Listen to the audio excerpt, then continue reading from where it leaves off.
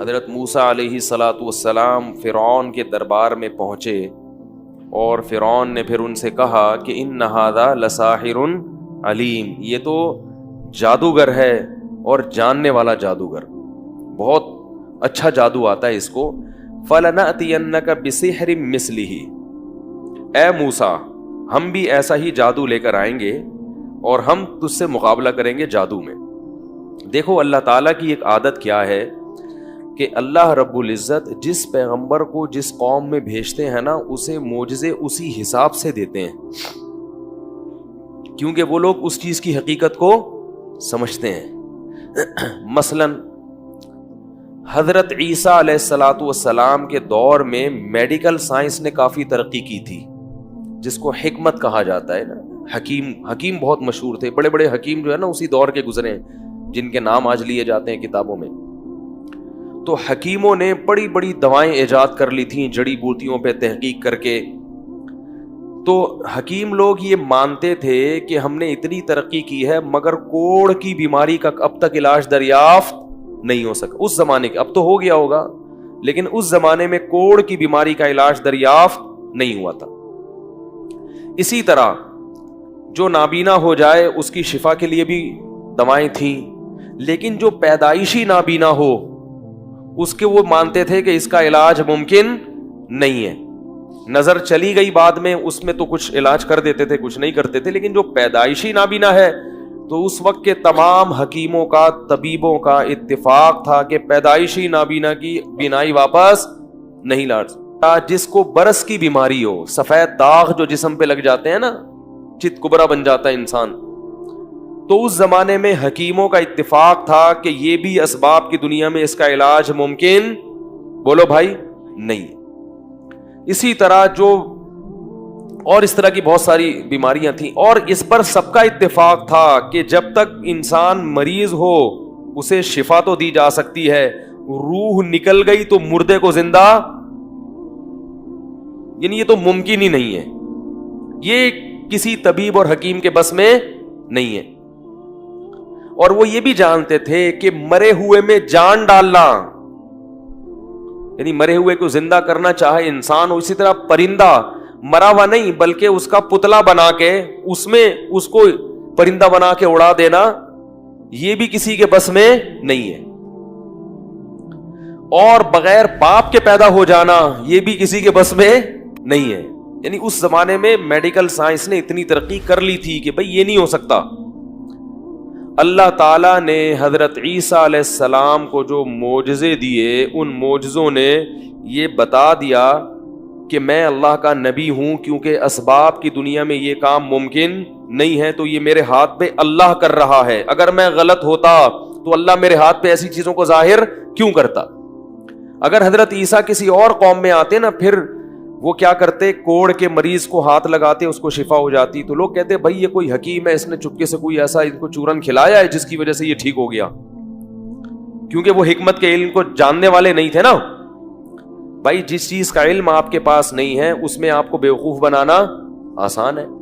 تو وہ یہ کہہ سکتے تھے کہ بھائی یہ کچھ ایسی چیز کھلا رہے ہیں چپکے سے، یا مردے کو زندہ کر دینا، تو وہ کہہ سکتے تھے بھائی ممکن ہے کوئی ایسی دوا انہوں نے ایجاد کر لی ہو جنگل میں جڑی بوٹیوں پہ تحقیق کر کے کہ وہ چپکے سے کھلاتے ہوں اور وہ بعد میں آ کے ٹھیک ہو جاتا ہو. تو اللہ نے حضرت عیسیٰ کو یہ معجزے دیے یہ بتانے کے لیے کہ وہ قوم جانتی تھی کہ یہ کسی انسان کے بس میں نہیں ہے، اور اس چیز کا میڈیکل سائنس سے کوئی تعلق، بولو بھائی، نہیں ہے. میڈیکل سائنس یہاں کے فیل ہو جاتی ہے. اس لیے بہت سارے معجزے دیے. ابریہ الاکمہ والابرص واحیی الموتى، مردے کو کہتے نا قم باذن اللہ، مردہ اٹھ کے بیٹھ جاتا کیسا.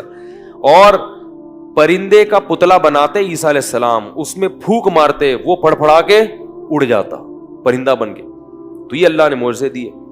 حضرت موسیٰ علیہ السلام کا جو دور تھا نا، یہ بہت خوب اچھی طرح سمجھو.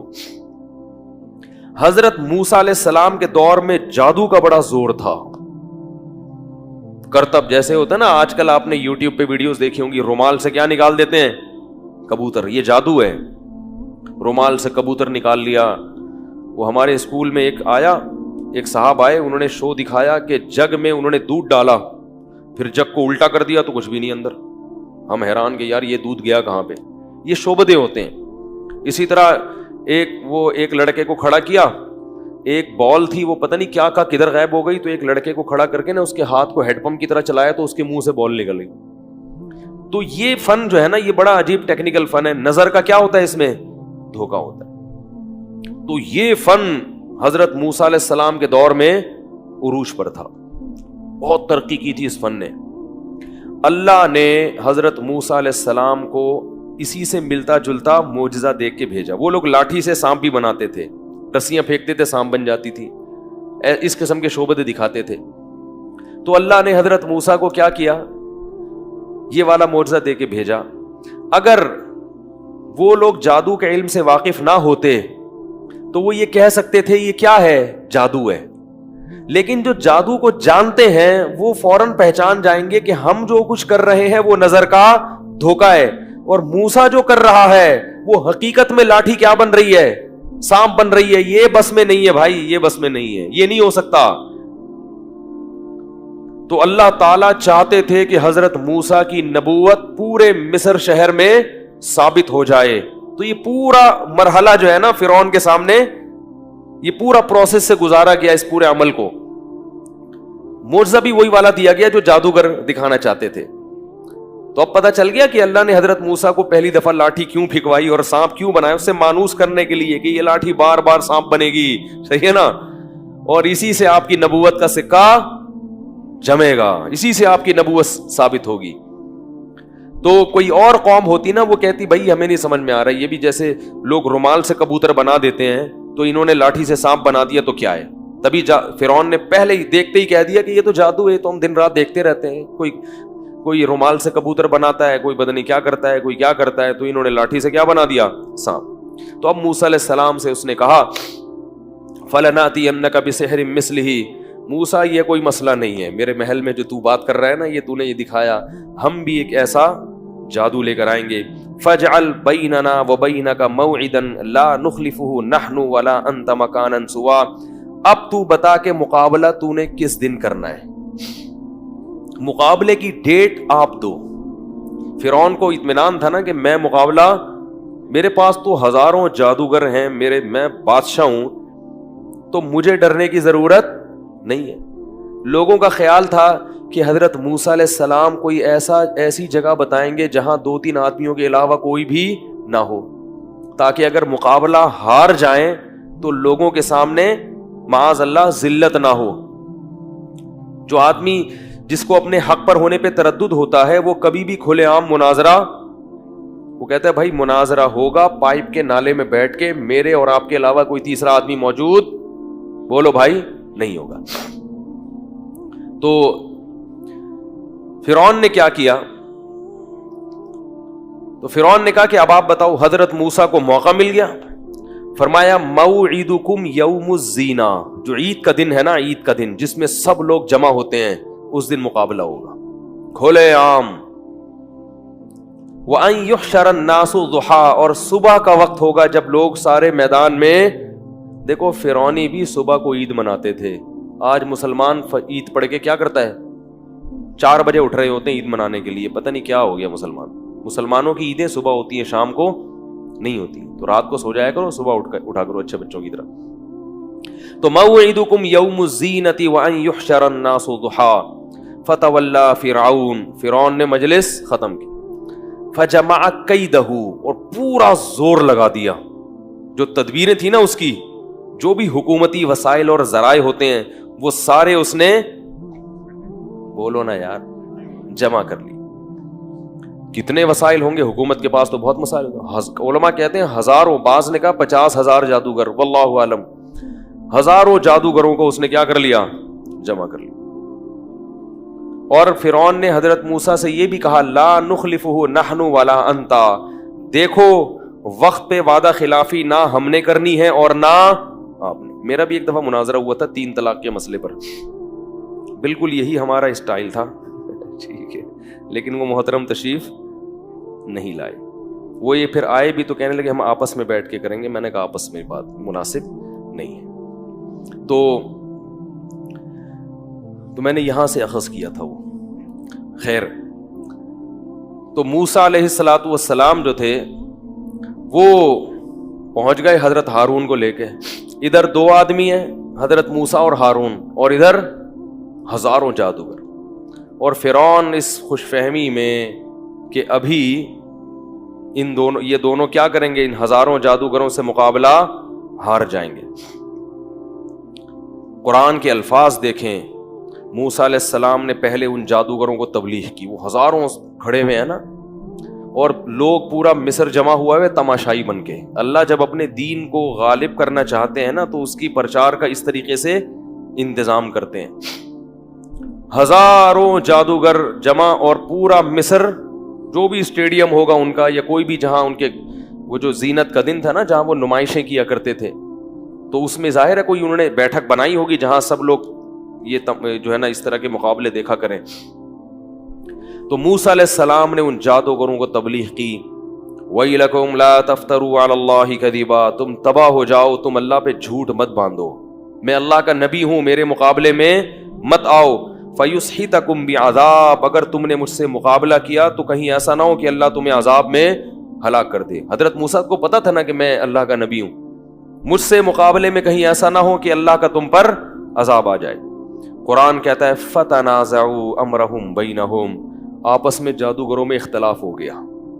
کیونکہ ڈر تو ان کو بھی لگ رہا تھا بھائی واقعی اللہ کے پیغمبر نہ ہو، کیونکہ پیغمبروں کا سلسلے تو چل رہے تھے نا ہمیشہ سے، کوئی آخری نبی تو نہیں آیا تھا، کسی نبی نے نہیں کہا تھا کہ میں آخری نبی ہوں، تو امکان تو تھا کہ پیغمبر ہوں.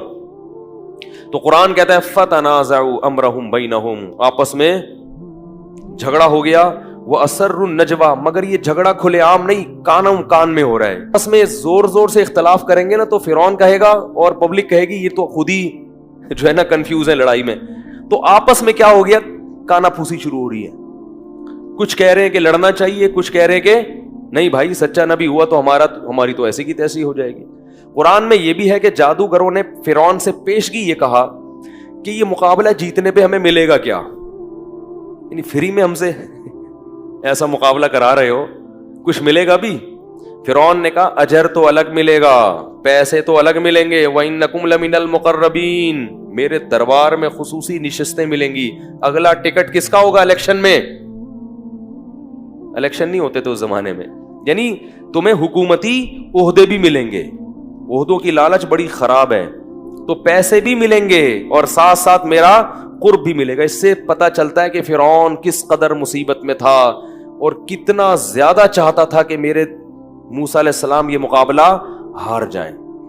کیسا زور لگا رہا تھا، لالچ بھی دے رہا ہے اور عہدوں کی آفر بھی دے رہا ہے. تو قرآن کہہ رہا ہے فَتَنَازَعُوا أَمْرَهُمْ بَيْنَهُمْ وَأَسَرُّوا النَّجْوَىٰ، چپکے سے سرگوشیاں کی اور آپس میں اختلاف پڑ گیا، یار کہیں ایسا نہ ہو کہ لینے کے دینے پڑ جائیں. پھر انہوں نے فیصلہ یہ کیا کہ اگر ہم اس طرح سے آپس میں اختلاف کریں گے تو مقابلہ نہیں کر سکتے. کمزور آدمی، کنفیوز آدمی مقابلہ نہیں کر سکتا.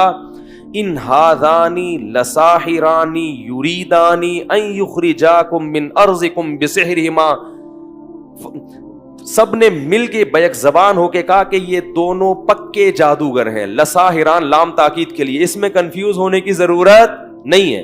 کنفیوز ہوگے تو مقابلہ کیسے کرو گے؟ لساحرانی یریدانی، اور یہ چاہتے ہیں کہ تمہیں جادو کے زور سے تمہارے ملک سے نکال دیں. فاجمعوا کیدکم، مل کے ایک تدبیر کرو، ہماری صفوں میں اختلاف. بولو بھائی نہیں ہونا چاہیے. ایسا نہیں کہ کوئی جادو دکھا رہے کوئی نہیں دکھا رہے، اس سے معاملہ خراب ہو جائے گا. فاجمعوا کیدکم ثم اتوا صفا، اور صف بستہ ہو کے ایک ہی وار کر دو موسیٰ کے اوپر، ایک ہی وار پھینکو سب مل کے، کیونکہ اکٹھے حملہ کرنے میں کیا ہوتا ہے؟ بولو بھائی نقصان ہوتا ہے. پھر جب مقابلے کے لیے کھڑے ہوئے اور سب نے فیصلہ کر لیا کہ بھائی یقین کر لو کہ یہ کیا ہے، یہ بھی اللہ کی طرف سے تھا نا، اللہ دکھانا چاہ رہے تھے. اگر مقابلے سے ہی فرار ہو جاتے تو یہ منظر کہاں نظر آتا. اب کیا کہتے ہیں؟ قالوا یا موسیٰ اما ان تلقی و اما ان نکون اول من القا. یہ مقابلے کا نا ایک اسٹائل ہوتا ہے سامنے والے پہ بھرم ڈالنے کے لیے. اے موسیٰ تو نے پہل کرنی ہے یا ہم کریں؟ بتا بھائی. ٹھیک ہے، دیکھو دو ٹیمیں جب میدان میں اتریں، ٹاس ہوتی ہے نا کہ بیٹنگ پہلے کون کرے گا. لیکن ایک ٹیم کو اتنا کانفیڈنس ہے کہ ہم جیتیں گے، اور وہ سامنے والے پہ کو بھرم میں لینا چاہتی ہے، بھرم ڈالنا چاہتی ہے کہ بھئی آپ اتنے کمزور ہو، تو کہیں آپ کی مرضی، آپ بیٹنگ خود پہلے کرو یا ہمیں کرنے دو، ہارنا تو آپ نہیں ہے، ٹھیک ہے، لہذا ہم آپ کو اختیار دے رہے ہیں کہ پہلے آپ بیٹنگ کر لو یا پہلے ہم بیٹنگ کر لیں گے، تو ٹاس کرنے کی ضرورت نہیں ہے۔ تو یہ اسٹائل تھا جادوگروں کا، اس کا مقصد حضرت موسیٰ پہ روب ڈالنا کہ ہمیں اتنا کانفیڈنس ہے کہ آپ پہلے حملہ کرو یا ہم حملہ کریں، جیتنا کس نے ہے؟ ہم نہیں جیتنا ہے۔ قالوا یا موسیٰ، اے موسیٰ، اما ان تلقیا واما ان نکون اول من القا، تو انہیں اپنا جادو دکھانا ہے یا ہم پہلے اپنا ہنر دکھائیں۔ حضرت موسیٰ کو تو پتہ ہی نہیں تھا کرنا کیا ہے، ان کو تھوڑی پتا تھا کہ میری لاٹھی سانپ بنے گی، کچھ بھی نہیں پتا تھا کہ ہوگا کیا، وہ تو اللہ کے حکم سے آگے میدان میں کھڑے ہو گئے۔ ان کو تو جادو آتا نہیں تھا کہ وہ جادوگروں کا جادو سے، وہ تو کھڑے ہوئے کہ میں تو اللہ کی وحی کا کیا کروں گا۔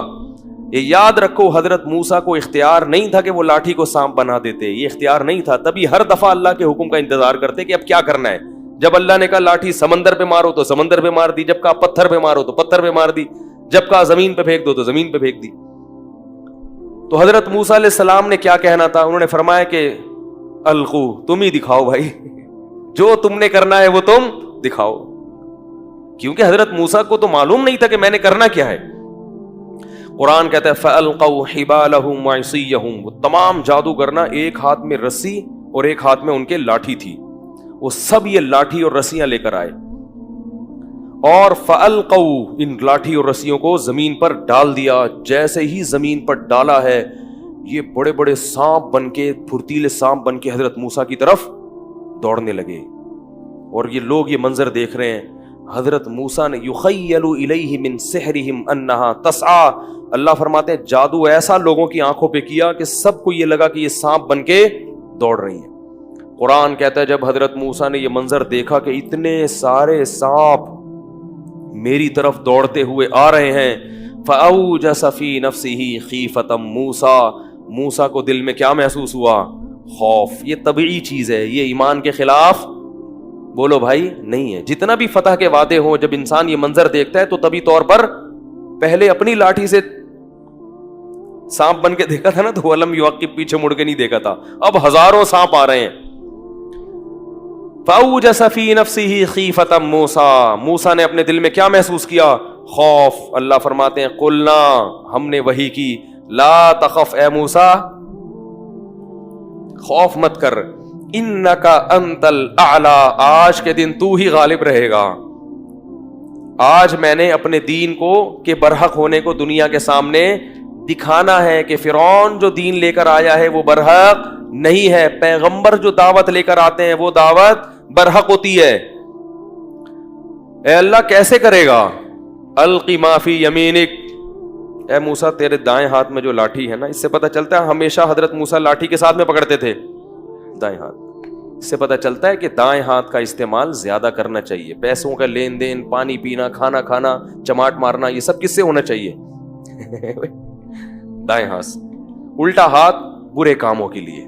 آج حکیم الامہ مولانا اشرف علی تھانوی رحمہ اللہ تعالیٰ کے بارے میں آج ہمارے استاذ بتا رہے تھے، آج کی بات ہے، وہ فرماتے ہیں میں نے 3 کام زندگی میں کبھی نہیں کیے، ایک تو روزانہ 10 پارے پڑھتا ہوں، کبھی ناغہ نہیں کیا پوری زندگی۔ مولانا اشرف علی تھانوی رحمہ اللہ تعالیٰ کی ہزاروں تصنیفات ہیں، اتنا کام اللہ نے ان سے لیا ہے امت کی اصلاح کا، اور اس میں بھی روزانہ کتنے پارے پڑھنے کا معمول تھا؟ 10 پارے۔ کیسے اللہ نے ان کے وقتوں میں برکت دی۔ فرمایا ایک کھانے کا میں نے ہمیشہ ادب کیا ہے، رزق کا، کبھی پائنتی کی طرف کھانا نہیں رکھا، یعنی جس طرف ہم چارپائی پہ لیٹتے ہیں نا تو پاؤں کی طرف، کھانا کبھی اس جگہ نہیں رکھا، ہمیشہ کہاں رکھا ہے؟ یہ رزق کا احترام ہے۔ اور تیسری چیز، کبھی دائیں ہاتھ سے بائیں ہاتھ سے لین دین، بولو بھائی، جب بھی کسی کو کوئی چیز دی تو سیدھے ہاتھ سے لی، تو سیدھے ہاتھ سے۔ تو یہ نبی صلی اللہ علیہ وسلم کا حکم ہے، دائیں ہاتھ کا استعمال جو ہے نا، اس میں برکت اللہ نے رکھی ہے، پیسوں کے لین دین اس سے کیا کرو۔ خیر، القی ما فی یمینک، تیرے دائیں ہاتھ میں جو لاٹھی ہے اس کو زمین پہ ڈال دے۔ جیسے ہی حضرت موسیٰ نے وہ لاٹھی ڈالی ہے تو انہوں نے تو یہ دکھایا تھا کہ یہ سانپ، یہ رسیاں ایسے ہیں جیسے سانپ، حقیقت میں وہ سانپ نہیں بنی تھی۔ ادھر حضرت موسیٰ نے جو لاٹھی زمین پہ ڈالی تو وہ حقیقت میں اشدہا بن گئی، حقیقت میں بن گئی، اور ایک ہی لمحے میں ان ہزاروں سانپوں کو کھا گئی. قرآن کے الفاظ دیکھیں, فَأُلْقِيَ السَّحَرَةُ سُجَّدًا, جتنے جادوگر تھے سارے کے سارے لاشعوری طور پر سجدے میں ڈال دیے گئے. نہیں آ رہی بات سمجھ میں؟ یہ بلاغت ہے قرآن کی. کیا مطلب؟ مقابلہ کرنے سے پہلے تو کیا کر رہے تھے؟ مشورہ کہ بھائی یہ دیکھیں سچا نہ ہو جھوٹا نہ ہو. اب حضرت موسیٰ پر ایمان لانے کے لیے, اور ایمان ایسا تگڑا کہ حضرت موسیٰ کے سامنے یہ جب سجدہ جب کرتا ہے نا انسان, جب عشق میں پاگل ہو جائے, عشق میں کیا ہو جائے, یہ نہیں کہ اے موسیٰ ہم ایمان لائے, یہ تو بعد میں کہا, پہلے کس میں گرے ہیں. یہ بالکل ایک ایسی اندر کی کیفیت ہوتی ہے کہ جب انسان کسی کے عشق میں پاگل ہو جائے نا, بالکل اس کو یقین کر لے کہ یہ سچا ہے اور یہ بہت بزرگ و برتر ہے, تو انسان اپنے جسم کے سے جو ہے نا پہلے ثابت کرتا ہے, زبان کا استعمال بعد میں. تو قرآن کے الفاظ ہیں کہ حالانکہ پہلے مشورہ کر رہے تھے مگر اب مشورہ آپس میں نہیں کیا, ایسے دھڑام سے سجدے میں گرے ہیں کہ گویا ان کو کسی طاقت نے گرا دیا ہے, یعنی ارادہ بھی نہیں کیا. اس کو کہتے ہیں نا کہ آپ بعض دفعہ لاشعوری طور پر کسی چیز سے اتنے متاثر ہو جاتے ہیں کہ اس کے لیے آپ کو سوچنا نہیں پڑتا, بغیر سوچے وہ کام ہو جاتا ہے. اتنا متاثر ہو گئے حضرت موسیٰ سے کہ بھئی یہ تو سچا نبی ہے, یہ کیسے انہوں نے لاٹھی کو اژدہا بنا دیا, یہ تو ممکن ہی نہیں ہے.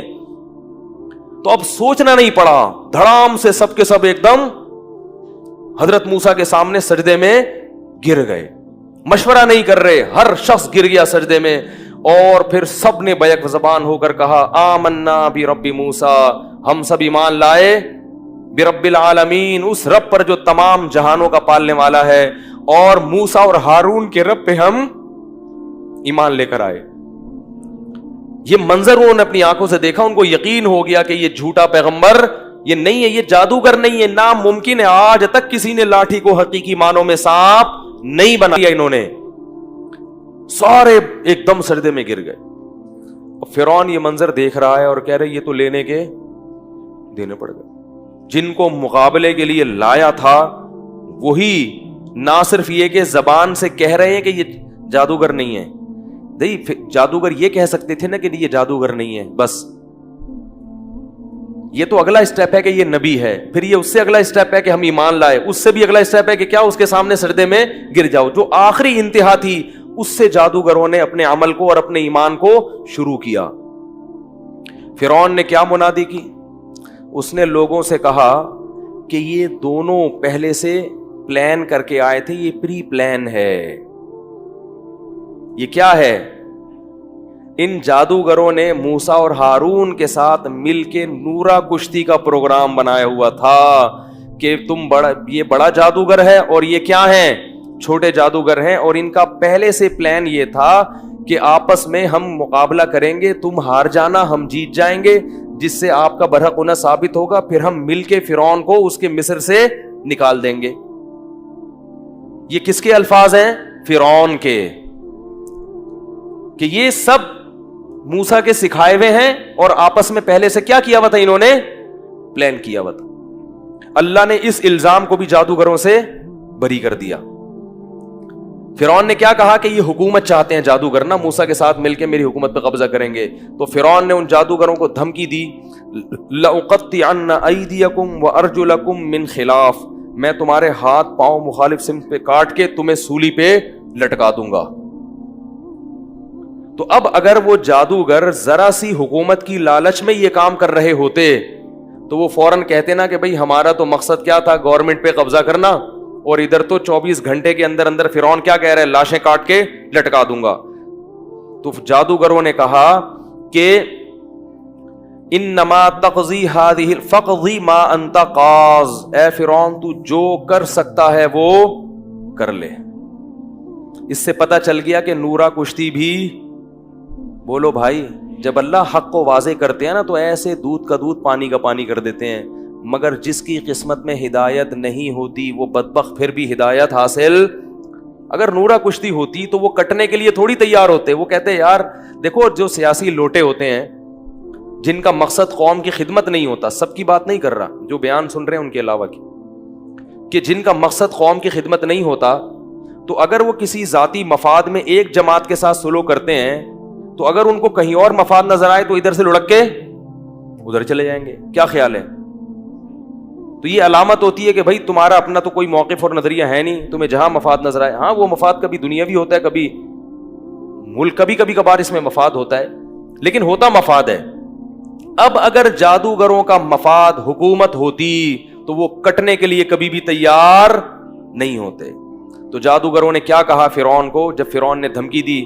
جادوگروں نے کہا لن نؤثرک علی ما جاءنا من البینات, اے فرعون موسیٰ کے برحق ہونے کے جو ہمارے پاس دلائل آ گئے ہیں نا, ان دلائل پر اب ہم تجھے ہرگز ترجیح نہیں دے سکتے.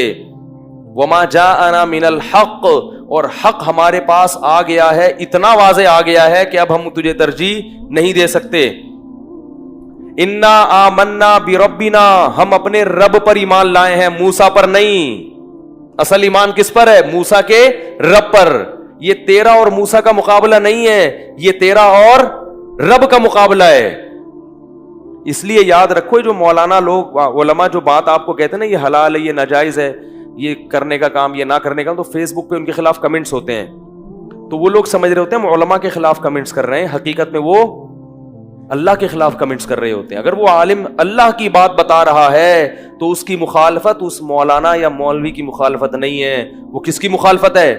ابھی ایک بہت ہی سیکولر ٹائپ کا آدمی ہے فیس بک پر, جنت کا بڑا مذاق اڑاتا ہے. وہ کہتا ہے جنت میں لائبریری کیوں نہیں ہوگی, یہ حوریں اور عیش پرستی کیوں ہے, یہ مولوی لوگوں کو عیش پرست کیوں بنا رہے ہیں, ایسی فضول باتیں. جنت میں لائبریری ہے بھائی, یعنی جنت میں تو علم نالج ہونی چاہیے, فضول باتیں. اس کا جواب ہے بہت معقول, لیکن ابھی ادھر جاؤں گا تو بات لمبی ہو جائے گی. تو یہ جنت کا جو مذاق اڑا رہا ہے, کہنے کو تو وہ کہہ رہے ہیں مولوی, کیونکہ اس نے کہا یہ مولوی لوگ جو تمہیں جنت کی باتیں کرتے ہیں, حوریں ہوں گی اور یہ عیاشی ہوگی, تو یہ عیاشی کی طرف ذہن کیوں بنا رہے ہیں تمہارا, یہ تعلیم کی طرف کیوں نہیں لے کے آ رہے؟ تو یہ اعتراض مولوی پر نہیں ہے, یہ کس پر ہے بھائی؟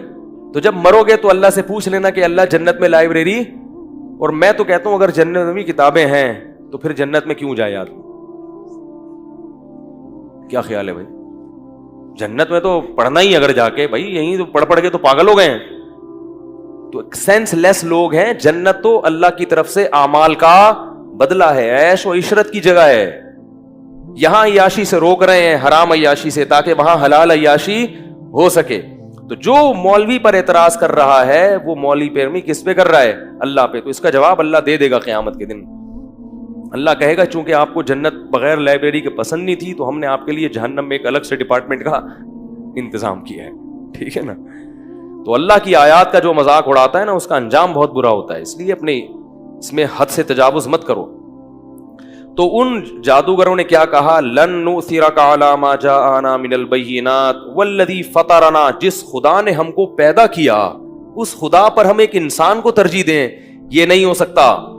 اور آگے جواب میں کیا کہہ رہے ہیں کہ انا آمنا بربنا, ہم اپنے رب پر ایمان لائے ہیں, لیغفر لنا خطایانا, تاکہ ہم نے جو پیغمبر سے مقابلہ کیا نا, یہ جو جرم ہوا, اس جرم کو وہ کیا کر دے گا؟ معاف. یہ تو بہت بڑا جرم کیا ہم نے, لیکن ہمیں پتا چلا ہے کہ ایمان پچھلے سب گناہوں کو ختم کر دے. تو اتنا بڑا پروٹوکول مل رہا ہے, اتنے فائدے مل رہے ہیں, اس کو چھوڑ کے ہم تجھ پر ایمان لے کر آئیں. اور یہ بھی کہنے لگا جادوگر, یہ دیکھو 1 سیکنڈ کا ایمان ہے لیکن کتنی حکمت اور بصیرت کی باتیں ہیں. اور یہ بھی کہنے لگا, جادوگر کہنے لگے انما تقضی ہذہ الحیات الدنیا, فرعون تو یہاں ہمیں عذاب دے گا نا, تو یہاں کا عذاب بڑے سے بڑا کیا ہو سکتا ہے؟ آگ میں ڈال دے گا, مر جائیں گے, ختم ہو جائیں گے. کاٹ کے لٹکا دے گا, مر جائیں گے, ختم ہو جائیں گے. لیکن ہم جس رب پر ایمان لائے ہیں نا, وہ ہمیں کیا دے گا؟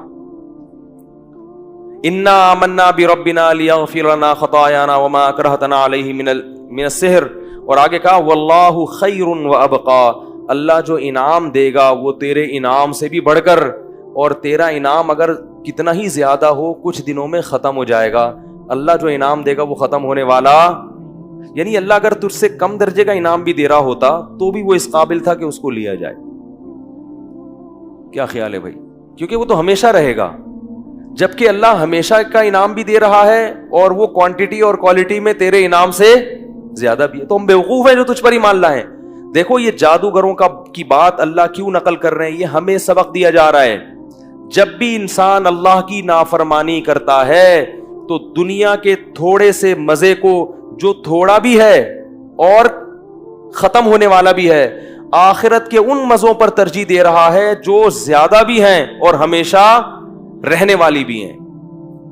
تو یہ صرف جادوگروں کی بات نہیں ہے، جو بھی اس نہج سے ہٹے گا وہ فرعون ہی کے راستے پہ چلے گا. اور پھر جادوگر یہ بھی کہنے لگے انہو من یأتی ربہ مجرما، اے فرعون یہ بات سن لے کہ جو بھی قیامت کے دن اللہ کے سامنے مجرم بن کے آئے گا، کیونکہ اب تو موسیٰ علیہ السلام سے انہوں نے سن لیا نا کہ ایمان کے بغیر کوئی جنت میں نہیں جا سکتا. فَإِنَّ لَهُ نَارَ جَهَنَّمَ، تو اس کے لیے اللہ نے جہنم کی آگ تیار کر کے رکھی ہے. وَمَن يَعْمَلْ مِنَ الصَّالِحَاتِ وَهُوَ مُؤْمِنٌ، اور جو نیک اعمال کرے گا ایمان کے ساتھ، فَأُولَٰئِكَ لَهُمُ الدَّرَجَاتُ الْعُلَىٰ، تو تو نے کہا تھا نا میں اپنا قرب دوں گا، اونچے مقام دوں گا، 21واں گریڈ دوں گا، 22واں گریڈ دوں گا، تو اللہ نے ایسے لوگوں کے لیے اونچے اونچے درجات رکھے ہوئے. فرعون نے ان سب کو کیا کر دیا؟ قتل کر دیا. ہزاروں جادوگروں قتل ہو گئے. لیکن حضرت موسیٰ علیہ الصلوۃ والسلام کا دین اب تیزی سے پھیلنے لگا، بہت تیزی سے دین پھیلنے لگا. تو اب لوگ اور زیادہ ایمان خود فرعون کی قوم میں ایک شخص ایمان لے آیا. خود فرعون کی قوم میں ایک نہیں، بہت سارے لوگ ایمان لانے لگے.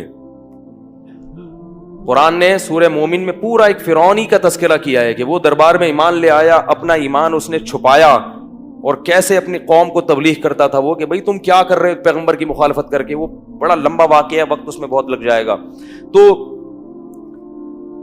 اب کیا ہوا ہے کہ وقال الملأ من قوم فرعون اتذر موسى وقومه ليفسدوا في الارض ويذرك والهتك. کچھ دن گزرے ہیں کہ فرعون کے ہاں مشورہ ہوا. ان کی ایجنسیاں آ کے کیا کر دی تھی؟ خبر دے رہی تھی کہ فرعون کو درباریوں نے کہا کہ تم نے موسیٰ کو اور اس کی قوم کو آزاد چھوڑا ہوا ہے اور یہ پھیلتے جا رہے ہیں اور زمین میں فساد. بولو بھائی، پتا چلا کہ ہر ظالم حاکم نے ہمیشہ سے اپنی برائی پر لیبل کیا لگایا ہے؟ اچھا، اہل حق کو کہا ہے کہ یہ فسادی ہیں، جو سب سے بڑے دہشت گرد ہوتے ہیں نا، ٹھیک ہے نا، وہ 32 ہزار ٹن وزنی بم گراتے ہیں کمزوروں پر، اور ان کمزوروں کو پر لیبل کیا لگاتے ہیں کہ ہم دہشت گردوں کا. نہیں آ رہی بات میں. ان دہشت گردوں کے پاس لڑنے کے لیے غلیل بھی نہیں ہوتی اور آپ کے پاس بم ہوتے ہیں اور آپ لیبل کیا لگاتے ہیں. تو یہ ہمیشہ سے ظالم لوگوں کی سنت رہی ہے کہ وہ کیا کرتے ہیں. فرعون جیسا آدمی کہہ رہا ہے کہ میں فسادیوں کو اپنے ملک میں برداشت. ابے فسادی تو تو ہے بھائی، تو قتل کر رہا ہے، عورتوں کو غلام بنا رہا ہے اتنے عرصے سے، لیکن کیا کہہ رہا ہے کہ میں ان فسادیوں کو برداشت نہیں کر. بہت ہو گئی، اب دہشت گردی کا ملک سے کیا ہوگا؟ ہزاروں بچے قتل کر دیے. وہ دہشت گردی، تبھی کسی شاعر نے کہا ہے نا کہ جو لوگ ہمیں دہشت گرد کہتے ہیں تو ہم ان کی دہشت گردی کی گرد کو بھی نہیں پہنچے ہیں. سمجھ رہے ہیں؟ تو ہر جگہ مسلمان پٹ رہے ہیں نا پوری دنیا میں، آپ دیکھ لو. لیکن کہیں بھی داڑھی والا کسی بھی ایئرپورٹ پہ چلا جائے نا، اس کا ایسا یعنی آپریشن ہوتا ہے نا، اس کی ایسے تلاشی ہوتی ہے کہ ان کا بس نہیں چل رہا ہوتا ہے، اس کو پورا کھول کے گردے پھیپڑے نکال کے ایسے ایسے جھاڑ کے نا دوبارہ سے اس کو فٹ کر دیں. وہ تو ابھی تک ایسی ٹیکنالوجی آئی نہیں ہے کہ سب چیزیں پھیپڑے شیپڑے نکال کے، ایسی تلاشی ہوتی ہے. تو فرعون کے درباریوں نے مشورہ کیا اور مشورے میں کیا طے پایا؟ کیا تذر موسیٰ وقومہ، تو نے موسیٰ اور اس کی قوم کو چھوڑا ہوا ہے، وہ زمین میں فساد بھی مچا رہے ہیں اور تیری عبادت بھی اور تیرے معبودوں کی عبادت کو بھی ملک سے ختم کر رہے ہیں. فرعون نے کہا سنقتل ابناءہم، ہم مزید ان کے بچوں کو قتل کرنا شروع کریں گے. جتنی اسپیڈ سے بچے ہم ان کے قتل کر رہے ہیں، اس رفتار میں نسل کشی ہمیشہ کیسے ہوتی ہے کہ مردوں کو دیکھو، نسل کشی کے دو طریقے ہیں. ایک یہ کہ بچوں کو پیدائش کے بعد قتل کیا جائے، کیونکہ فرعون جانتا تھا کہ افرادی قوت کس کی بڑھ رہی ہے. بہت اہم پوائنٹ ہے، اس کو سمجھو. کس کی بڑھ رہی ہے؟ بنی اسرائیل کی. بچے ان کے زیادہ پیدا ہوتے ہیں، کل یہی غالب آ جائیں گے. دنیا میں ہر قوم جو دنیا میں حکومت کرنا چاہتی ہے اس کو اپنی نسل کو بڑھانا پڑے گا. پتہ ہے ہندوستان میں ہندو کتنا پریشان ہے مسلمانوں کی نسل سے, کہ ان کی نسل بڑھ رہی ہے, کہ یہ کل الیکشن میں یہی غالب آ جائیں گے. تو نسل ختم کرنے کے دو طریقے ہیں. ایک غیر مہذب, وہ یہ کہ بچے پیدا ہونے کے بعد مار دو, اور ایک ایسا طریقہ ہے کہ اس سے بچے بھی قتل ہو جاتے ہیں اور آپ بدنام بھی نہیں ہوتے, وہ ہے فیملی پلاننگ. روزانہ ایڈ دکھاؤ, بچے کتنے ہی اچھے, 2 ہی اچھے. تو 6 بچے جو آپ کے 8 ہونے تھے وہ 6 تو پیدا ہونے سے پہلے ہی کیا ہو گئے. تو یہ بھی وہی ہے, کوئی فرق نہیں ہے. فرعون بیچارہ جانتا نہیں تھا کہ تمیز سے بھی ایک کام, بیچارہ میں مذاق میں کہہ رہا ہوں, اس کو میرے خلاف کلپ آ جائے گا, فرعون نے بیچارہ کہہ دیا. فرعون کو کیا کہہ دیا, بیچارہ کہہ دیا, دائرہ اسلام سے خارج ہو گئے. فرعون جانتا نہیں, ان لوگوں کے مقابلے میں بیچارہ ہے نا. وہ کسی نے یہ بھی کہا ہے کہ یوں قتل سے وہ بچوں کے ہوتا, یوں قتل سے بچوں کے نہ کہ ہوتا نہ وہ بدنام, افسوس کے فرعون کو کالج کی نہ سوجی. کالج بناتا کو ایجوکیشن. فرعون اگر ہمارے والوں سے مشورہ لیتا نا تو اسے کہتے بھائی تو خام خواہ میں بدنام ہو جائے گا, قیامت تک قرآن میں تیرا نام آتا رہے گا بچوں کا قاتل تھا. تو ایک کالج بنا, کو ایجوکیشن, مرد اور خواتین کیا ہوں, اکٹھے پڑھیں گے. لبرل, ہم لبرل اسلام دنیا میں لانا چاہتے ہیں. سینما گھر کھول دینا اور سب بچوں کے ہاتھ میں اینڈرائڈ والا موبائل پکڑا دینا, تو تجھے بنی اسرائیل کے بچوں کو قتل کرنے کی ضرورت رہے گی نہیں. ان کا سارا دن کام, موسیٰ علیہ السلام اپنی دعوت دیتے رہیں گے, یہ سارا دن ایک دوسرے کو ایزی لوڈ, 500 روپے کا بیلنس, ٹھیک ہے نا, فلمیں, ڈرامے, آج اس کا گانا آ رہا ہے, آج اس کا اچھا پروگرام آ رہا ہے, تیری سیٹنگ ادھر چل رہی ہے, میری والی تو مجھ سے چھوڑ کے چلی گئی, تیری والی کہاں, اسی چکر میں لگے رہیں گے, اور موسیٰ علیہ السلام اپنی قوم میں تنہا رہ جائیں گے. نہ اس بیچارے کو فیملی پلاننگ کا پتا تھا, وہی بیچارہ اسی معنی میں جو پہلے میں نے بتایا, فیملی پلاننگ کا بھی نہیں پتا تھا, اس زمانے میں اتنی سائنس نے ترقی نہیں کی تھی. تو آج کے فرعون کیا کر رہے ہیں کہ مسلمانوں کی نسل کو, بولو بھائی, روکنے کے لیے پلاننگ کر رہے ہیں, کہ کیونکہ مسلمان پھیلے گا تو اسلام پھیلے گا, سمجھ رہے ہو. اس لیے اس میں اللہ پہ توکل کیا کرو. اللہ کے بندو, اپنی نسل کو روک کر اپنے پاؤں پہ کلہاڑا مت مارو. تمہاری اولادوں میں اللہ ایسے لوگ پیدا کرے گا جو قیامت کے دن بخشش کا سبب بنیں گے. نسل روکو گے تو یہ بہت بڑی نحوست ہے. توکل کرو, جو اللہ دے گا اولاد, اس کی تعلیم کے اور اس کے کھلانے کے خرچے کا انتظام بھی کرے گا. اور پھر پیدا کر کے بھول نہ جاؤ, تربیت کی بھی کوشش کرو. بعض لوگ نا مارکیٹ میں ہر سال ایک نیا ورژن آ رہا ہے اور اٹھا کے گلی محلے میں کیا کر رہے ہیں, پھینک رہے ہیں. کوئی تربیت کا انتظام نہیں ہے, پھٹے پرانے کپڑے پہن کے, نہ جوتا ہے پاؤں میں, نہ, حالانکہ اللہ نے ان کو پیسے دیے ہیں, نہ لباس کی پرواہ, نہ چپل کی پرواہ, نہ تعلیم کی پرواہ. وہ کچرے میں گھوم رہا ہے, کوئی اس کے میں بٹن گھنٹی بتا کے بھاگا, صحیح ہے نا, کبھی اس کی سائیکل چرا لی. یہ مقصد ہرگز نہیں ہے. ان کی تربیت کی بھی فکر, بولو بھائی, کرو. تو کوئی مشکل نہیں ہے, ہو جاتا ہے سب کچھ. خیر, جلدی سے بات کو سمیٹیں. تو فرعون نے کیا کہا, مزید بچوں کے قتل کی اسپیڈ کو کیا کر دو, بڑھا دو. یہ جتنے بھی ایمان لائیں گے تو بس یہی بوڑھے ہو جائیں گے, ختم ہو جائیں گے, آگے نسل ہی نہیں ہوگی. وَنَسْتَحْيِي نِسَاءَهُمْ, اور ان کی عورتوں کو مرنے سے روک لو. یہ عزت دار قوم کے لیے میں نے بتایا تھا نا, یہ بہت بڑی ذلت ہوتی ہے کہ مرد کو قتل کیا جائے اور عورت کو باقی رکھا جائے. مرد غیرت مند چاہتا ہے میں مر جاؤں تو یہ بھی مر جائے, کیونکہ ان کی عزتوں سے پھر کھیلا جاتا ہے. فرعون نے کہا ان کی عورتوں سے ہم اپنی نسل پیدا کریں گے اور ان کے مردوں کو قتل کر دیں گے. جب مزید ظلم شروع ہو گئے اس واقعے کے بعد, اور بنی اسرائیل تو حضرت موسیٰ کے ساتھ ہو گئے تھے, وہ تو نجات دہندہ سمجھتے تھے کہ ہمیں نجات دلانے آئے ہیں. تو جب مزید مظالم شروع ہو گئے اور فرعون نے ظلم بڑھا دیا بنی اسرائیل پر, تو بنی اسرائیل, حضرت موسیٰ علیہ السلام نے اپنی قوم کو جمع کر کے کہا کہ دیکھو, ان الارض للہ یورثها من یشاء من عبادی. بنی اسرائیل نے کیا کہا, یا موسیٰ اوذینا من قبل ان تأتینا ومن بعد ما جئتنا. اے موسیٰ, تیرے آنے سے پہلے بھی ہم عذاب میں تھے اور تیرے آنے کے بعد بھی آزمائشیں بڑھ رہی ہیں. حضرت موسیٰ نے تسلی دی, ان الارض للہ, دیکھو یہ زمین کا مالک کون ہے, اللہ ہے. یورثها من یشاء من عبادی, اپنے بندوں میں جس کو چاہتا ہے وہ زمین کی بادشاہت دیتا ہے. والعاقبۃ للمتقین, اور ابھی کی حالت کو مت دیکھو, انجام ہمیشہ نیک لوگوں کا بہتر ہوتا ہے. انجام انشاءاللہ تمہارے ہاتھ میں آئے گا. اور یہ بھی اللہ نے حکم دیا کہ اپنی قوم کو کہہ دیں کہ گھروں میں چھپ کے نماز پڑھیں, کیونکہ فرعون نے یہ پہلے تو نماز کی اجازت تھی, اب اس کے بعد فرعون نے نماز پڑھنے پر بولو بھائی پابندی. جب سیکولر حکومتیں آتی ہیں نا, جیسے ابھی چائنا میں بھی ہو رہا ہے, روزہ رکھنے پر پابندی ہے, تو پھر ایسے موقع پہ کیا ہے, عبادت کیسے کی جائے گی؟ چھپ کے. کہا چھپ کے عبادت کرو, گھروں کو ہی قبلہ بنا لو, گھروں کو ہی مسجد بنا لو. تو فرعون کے مظالم بڑھتے بڑھتے, میں مختصر, یہ واقعہ تو بہت لمبا ہے, آج اس کو ختم کرنا ہے ہم نے. تو جب بہت زیادہ معاملہ بڑھ گیا تو حضرت موسیٰ علیہ السلام نے پھر فرعون کے لیے بد دعا کی. اللہ تعالیٰ نے نا فرعون پر پہلے مختلف عذاب بھیجے. مینڈکوں کا عذاب آتا, خون کا عذاب آتا, جوؤں کا عذاب مسلط ہو جاتا, تاکہ یہ اللہ کے عذاب سے ڈرے. قرآن کہتا ہے جب بھی کوئی عذاب آتا, مینڈک اتنے زیادہ ہو جاتے, کھانے میں مینڈک ہر جگہ گھن آتی. اس زمانے کے فرعونی جو تھے وہ بھی مینڈک نہیں کھاتے تھے, اور آج چائنیز کیا کھا رہے ہیں؟ مینڈک. اگر یہ چائنیز اس دور میں ہوتے اور مینڈکوں کا عذاب آتا, کہ واہ بھائی واہ, سبحان اللہ, کیا مینڈک بریانی, کیا بہترین انتظام ہو رہا ہے. مینڈک کہتے ہیں اللہ تو نے ہمیں ان پر عذاب بنا کے بھیجا ہے, یہ ان کو ہمارے لیے عذاب بنا ہے. تو الٹا معاملہ ہو گیا. تو مینڈک کوئی کھانے کی چیز نہیں ہے. تو مینڈک اور جوئیں اور یہ سارے عذاب آتے, تو پریشان ہو کے حضرت موسیٰ کے پاس جاتے کہ آپ خدا سے دعا مانگو رب سے کہ یہ عذاب دور کر دے, ہم آپ پر ایمان لے آئیں گے. جیسے ہی حضرت موسیٰ دعا کرتے اور یہ عذاب ان سے ختم ہوتا تو وہ واپس اپنے معاہدے کی خلاف ورزی میں لگ جاتے. طاقت کا نشہ, دولت کا نشہ انسان کو اندھا کر دیتا ہے. شکر کرو ہمیں اللہ نے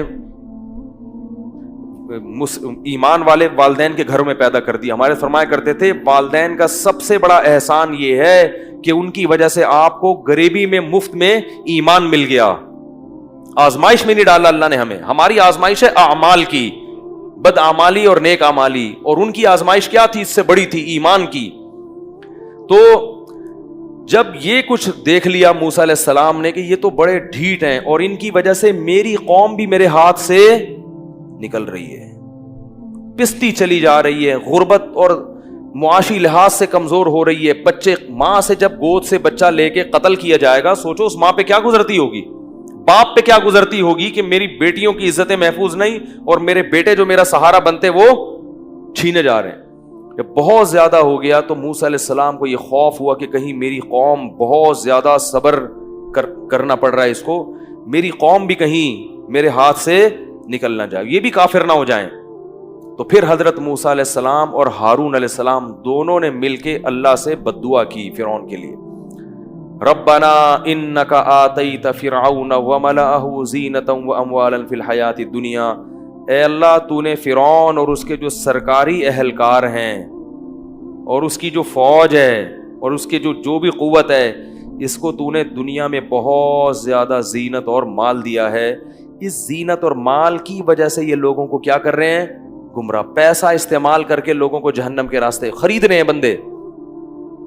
تو اے اللہ ربنا اطمس علی اموالہم, اے اللہ ان کے مالوں کو ہلاک کر دے. اسلام اتنے غضبناک ہو گئے تھے نا, جلالی تھے, کہ موسیٰ علیہ السلام نے کہا کہ اے اللہ اس نے اتنا ظلم کیا ہے دنیا میں, اتنا ظلم کیا ہے, اتنا ستایا ہے تیرے بندوں کو کہ اب تو اس سے ہدایت کی توفیق چھین لے. ایسا نہ ہو کہ یہ اب ایمان لا کے جنت میں چلا جائے, اب ہم اس کو جنت میں دیکھنا نہیں چاہتے. بہت زیادہ ستایا. واشدد علی قلوبہم, اے اللہ یہ فرعون اور اس کے جتنے درباری ہیں ان کے دلوں پر مہر لگا دے. فلا یؤمنوا, اب یہ ایمان نہ لے کر آئیں, حتی یروا العذاب العلیم, جب تک کہ دردناک عذاب کو اپنی آنکھوں سے نہ دیکھ لیں, کیونکہ جب عذاب اپنی آنکھوں سے دیکھا جاتا ہے تو پھر ایمان قبول نہیں ہوتا. قال قد اجیبت دعوتکما, اللہ فرماتے ہیں ہم نے کہا ہے موسیٰ تیری اور ہارون کی دعا کو میں نے قبول کر لیا, اب ان پر ایمان کی توفیق ختم. مایوس ہو جاؤ ان سے, ان کو ایمان نہیں ملے گا, یہ جہنم ہی ان کا مقدر ہے. پھر اللہ نے حضرت موسیٰ کو حکم دیا کہ اپنی قوم کو راتوں رات لے کے مصر سے نکل جائیں اور فرعونیوں کو پتہ نہ چلے. اللہ تو جانتے تھے کہ پتہ چل جائے گا, لیکن ظاہر کیا کیا ہے, کیا آپ چپ کے منادی کرا دیں اور مصر سے نکل جائیں.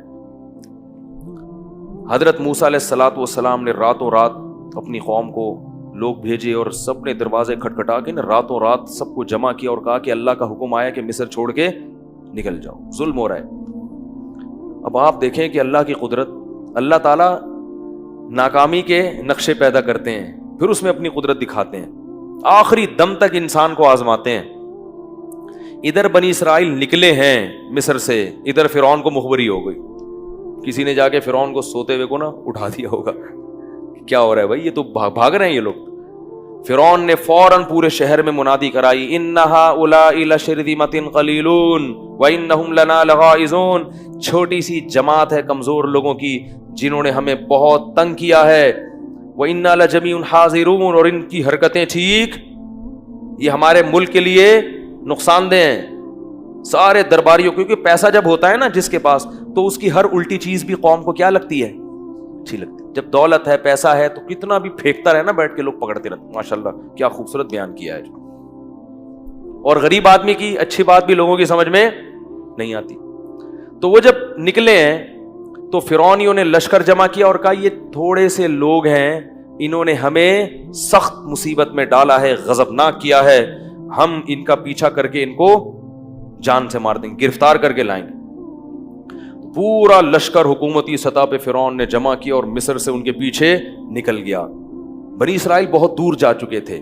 اللہ کی قدرت دیکھیں، اللہ نے حضرت موسیٰ اور بنی اسرائیل کو راستہ بھلا دیا۔ رات کے اندھیرے میں بھاگ رہے ہیں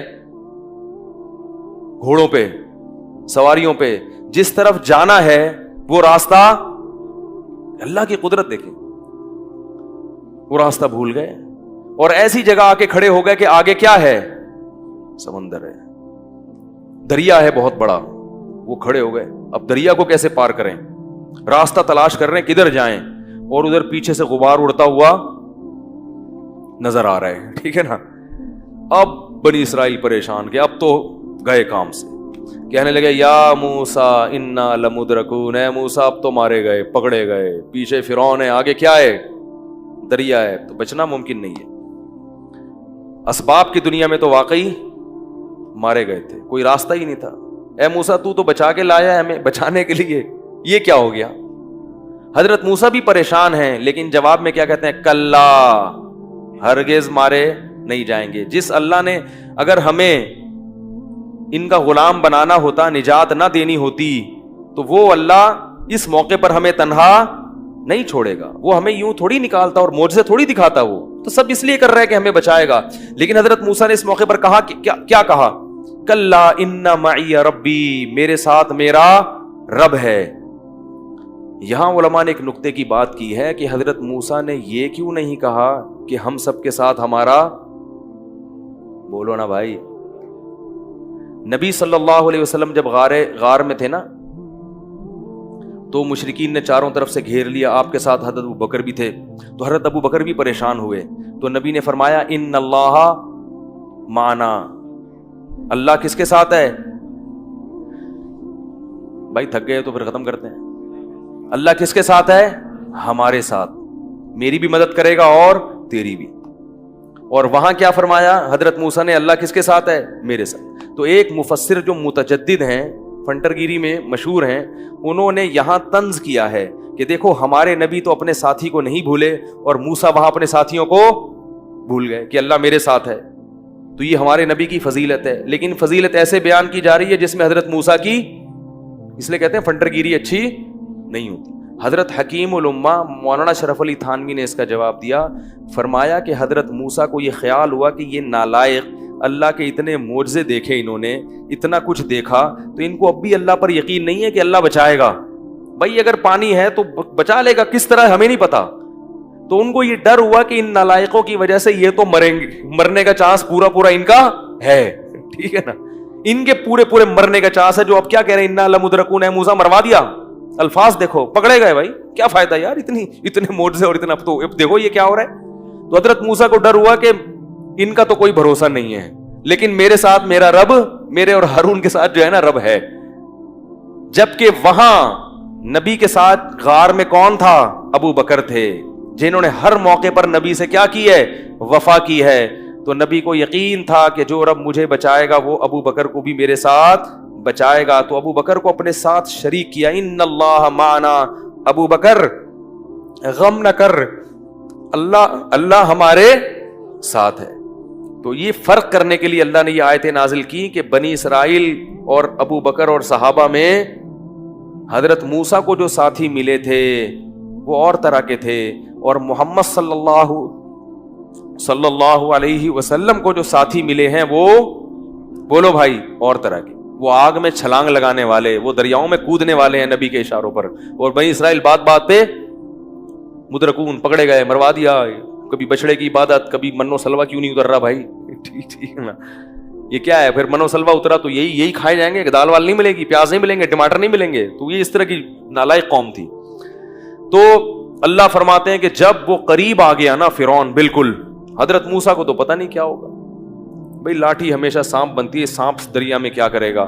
اللہ فرماتے ہیں ہم نے موسیٰ کو کہا کہ اضرب بعصاک البحر، یہ لاٹھی کہاں مار، اس سمندر پہ مار، پانی پر مار، بہت زیادہ پانی تھا نا تو بحر سے تعبیر کیا، جیسے ہی وہ پانی پہ لاٹھی ماری ہے، فکان کل فرق کالطود العظیم، جو موجیں تھی نا دونوں طرف بریک لگا کے رک گئیں، اور پہاڑوں جیسی، کیونکہ پانی جمع ہو رہا ہے اور دونوں طرف موجیں پہاڑ جیسی بن گئیں، اور درمیان میں راستہ خشک بن گیا۔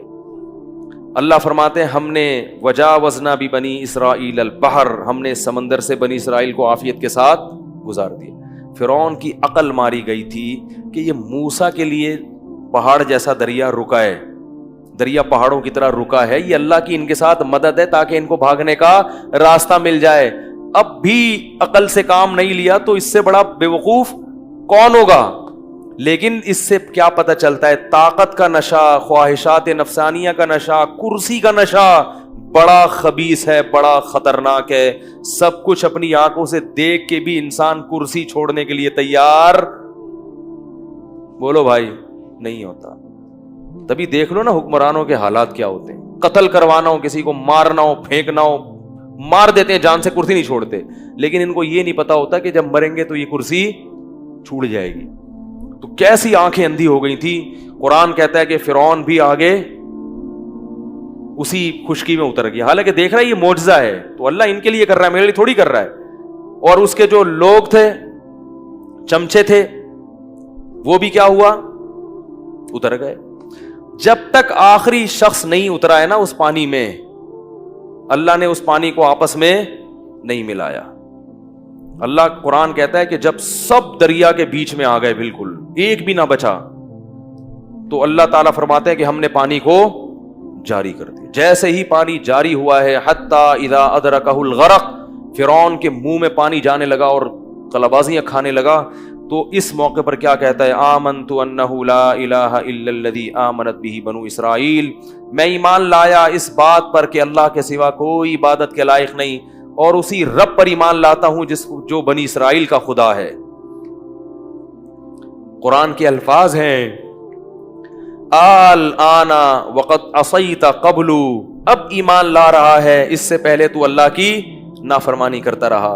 اب تجھے دو سزائیں ملیں گی، ایک تو جہنم کی آگ ہے، یعرضون علیہا غدوا وعشیا، صبح بھی تو جہنم کی آگ میں جلایا جائے گا اور شام کو بھی تو جہنم کی آگ میں جلایا جائے گا۔ یہ قبر کا عذاب ہے، برزخ کا۔ وَيَوْمَ تَقُومُ السَّاعَةُ، اور جب قیامت قائم ہوگی تو جہنم کی آگ ہے۔ أَدْخِلُوا آلَ فِرْعَوْنَ أَشَدَّ الْعَذَابِ، حکم دیا جائے گا کہ فرعون کو اس کے آل اور اہل و عیال سمیت اس سے بھی زیادہ سخت عذاب میں ڈال دو، ہمیشہ ہمیشہ کے لیے۔ وَإِذْ يَتَحَاجُّونَ فِي النَّارِ، فرمائے اس وقت کو یاد کرو جب یہ جہنم کی آگ میں بحث کریں گے، لڑیں گے، کہیں گے قال الذین استضعفوا، جو فرعون میں ماتحت رعایا تھی نا، جو فرعون کی چمچا گیری میں لگی رہتی تھی حکمرانوں کی، تو یہ کہیں گے کہ انا کننا لکم تبعا، دیکھو ہم نے تمہیں دنیا میں فالو کیا تھا، تم دنیا میں ہمارے کام بناتے تھے، ہمارے اٹکے ہوئے کاموں کو پورے کر دیا کرتے تھے، اسی چکر میں تو ہم تمہاری اتباع کرتے تھے، تو آج تم کسی طرح سے اللہ سے کہہ کے یہ عذاب ہم سے دور نہیں کر سکتے۔ تو اللہ فرماتے ہیں جو بڑے ہوں گے نا حکومتی، وہ کیا کہیں گے؟ انا کل فیہا، اس عذاب میں جیسے تم جل رہے ہو ہم بھی تمہارے ساتھ جل رہے ہیں۔ ان اللہ قد حکم بین العباد، اللہ اپنے بندوں کے درمیان فیصلہ کر چکا ہے، اب نہ ہم تمہاری فریاد رسی کر سکتے ہیں اور نہ کوئی اور۔ قرآن کہتا ہے پھر یہ جہنم کے داروغہ کے پاس جائیں گے، وقال الذين في النار لخزنة جہنم ادعوا ربک یخفف عنا یوما من العذاب، کہ اللہ سے جا کے کہو، جہنم کے فرشتے سے کہیں گے اللہ سے کہو ایک دن کے لیے ہم پر اس عذاب کو ہلکا کر دے، ٹھنڈا کر دے، اس کے بعد دوبارہ آگ میں ڈال دینا۔ تو فرشتہ کہے گا اولم تک تأتیکم آیاتی، کیا تمہارے پاس اللہ کی آیات نہیں آئی تھی؟ کیا تمہیں اس عذاب سے ڈرایا نہیں گیا تھا؟ وہ کہیں گے بلا، ڈرایا گیا تھا۔ تو وہ فرشتہ کہے گا فدعو، پھر تم خود ہی پکارو، وما دعاء الکافرین الا فی ضلال، اللہ کہتے لیکن آج ان کی دعا قبول کرنے والا کوئی بھی، دنیا میں ایک آنسو انسان ندامت کا بہا لینا، یہ ایک آنسو وہ کام کرتا ہے جو ساتوں سمندر کا پانی نہیں کر سکتا۔ ایک آنسو ندامت کا اللہ کے غضب کو اور جہنم کی آگ کو ٹھنڈا کر دے گا، ایک آنسو، کیونکہ ابھی ہم نے اپنی آنکھوں سے وہ چیز دیکھی نہیں ہے، غیب ہے، اور جب دیکھ لی تو قرآن کہہ رہے ہیں کہ ساری دنیا کی دولت دے کے بھی عذاب سے بچنا چاہو گے تو عذاب نہیں ٹل سکتا۔ یہ دنیا کا عذاب آیا اور یہ آخرت کا عذاب، اور دنیا میں کیا عذاب؟ اللہ فرماتے ہیں الیوم ننجیک ببدنک، کہ آج ہم تیرے جسم کو محفوظ کر لیں گے۔ کیوں؟ یہ تو ایک کہانی تھی فرعون کی، جب تو دنیا سے جائے گا تو قیامت تک ایسے فرعون اور ایسے نافرمان پیدا، بولو بھائی، ہوتے رہیں گے۔ آج میں تیرے جسم کو محفوظ کر لوں گا، لِتَكُونَ لِمَنْ خَلْفَكَ آیا، تاکہ قیامت تک آنے والے انسانوں کے لیے تو کیا بن جائے؟ نشانی بن جائے، عبرت بن جائے۔ اور جب بھی تیری لاش لوگ دیکھیں، انٹرنیٹ پہ دیکھیں، یوٹیوب پہ دیکھیں، مصر کے عجائب گھر میں جا کے دیکھیں، تو ان کو احساس ہو کہ یہ دنیا کا اسباب اور وسائل کی کمی نہیں تھی اس کے پاس، اس کا جرم یہ تھا کہ اس نے اپنے وقت کے نبی کی بات کو ماننے سے، اس نے نبی کی بات کو ماننے سے انکار کر دیا۔ لوگوں کو عبرت حاصل ہوگی، کیونکہ دنیا کی زیب و زینت اور چمک دھمک انسان کی عبرت کی آنکھیں بند کر دیتی ہے۔ فرمائے لِتَكُونَ لِمَنْ خَلْفَكَ آیا، تاکہ بعد والے لوگوں کے لیے تو نشانی بن جائے۔ وَإِنَّ كَثِيرًا مِّنَ النَّاسِ عَنْ آيَاتِنَا لَغَافِلُونَ، کیونکہ بہت سارے لوگ میری نشانیوں سے غافل ہیں۔ دنیا میں ہر چیز دیکھ رہے ہیں مگر عبرت کی چیزیں ان کو نظر نہیں آتی۔ تو میں چاہتا ہوں کہ عبرت کی چیزیں دنیا میں رکھوں تاکہ تیرے بعد آنے والے لوگوں کو عبرت ہوتی رہے۔ یہ فرعون کا خاتمہ ہوا، اور پھر بنی اسرائیل کو اللہ تعالیٰ نے نجات دی، اور اللہ تعالیٰ بار بار یہودیوں پہ اپنی نعمت کو یہ بیان کرتے ہیں، اذ نجیناکم من آل فرعون، اے بنی اسرائیل، اے یہودیوں، اس وقت کو یاد کرو جب اللہ نے تمہیں فرعون سے نجات دی۔ اور قرآن کی آخری آیت پڑھ کے میں اپنے درس کو ختم کرتا ہوں۔ وَأَوْرَثْنَا الْقَوْمَ الَّذِينَ يُسْتَضْعَفُونَ مَشَارِقَ الْأَرْضِ وَمَغَارِبَهَا الَّتِي بَارَكْنَا فِيهَا، فرمائے زمین کی کمزور ترین قوم کو ہم نے زمین کا وارث بنا دیا۔ کیوں؟ بما صبروا، اس لیے کہ انہوں نے صبر کیا۔ نالائق تھے مگر پھر بھی حکومت کا ساتھ، بولو بھائی، نہیں دیا، وقت کے پیغمبر کا ساتھ دیا۔ یہ صبر تو بہرحال کیا نا انہوں نے، ایمان نہیں چھوڑا۔ بدعملی تھی، اعمال میں گڑبڑ تھی، مگر اپنے دین اور مذہب سے دستبردار نہیں ہوئے۔ ساتھ کس کا دیا؟ موسیٰ علیہ السلام کا، اور ایمان پہ ڈٹے رہے، نمازوں کو قائم کرتے رہے۔ اس سے پتہ چلتا ہے میرے بھائی، ایمان بہت بڑی دولت ہے۔ تو اللہ ایمان ہی کی بنیاد پہ نجات کے فیصلے کرتے ہیں۔ اللہ تعالیٰ سے دعا ہے کہ اس واقعے میں جتنے بھی اسباق ہیں، اللہ تعالیٰ ہمیں ان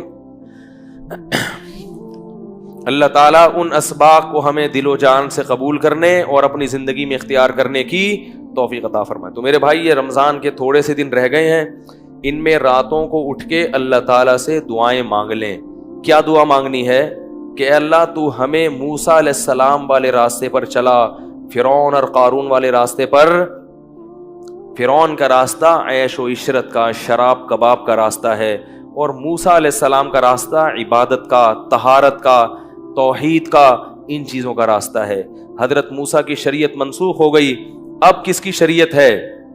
محمد صلی اللہ علیہ وسلم کی، جو حضرت موسیٰ علیہ السلام سے بھی افضل ہیں. تو اللہ نے جو ہمیں نبی دیے وہ حضرت موسیٰ سے بھی افضل نبی بنایا ان کو. تو ہمارے پر تو زیادہ ذمہ داری بنتی ہے کہ ہم محمد صلی اللہ علیہ وسلم کی اتباع کریں. اللہ تعالیٰ سمجھنے کی، عمل کی توفیق عطا فرمائے. وما علینا الا البلاغ.